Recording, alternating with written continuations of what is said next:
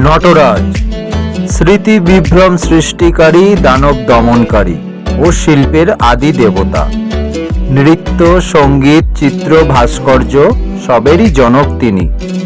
তার প্রিয় ছাত্র বাঙালি শিল্পে তালা ঝুলিয়ে দিয়ে তাকেই শিল্পের রূপ দিয়েছে, মানে ভাবা যায়।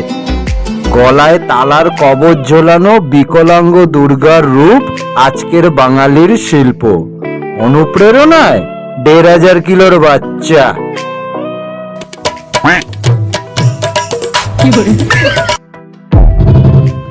নজরুলের মহাভারত।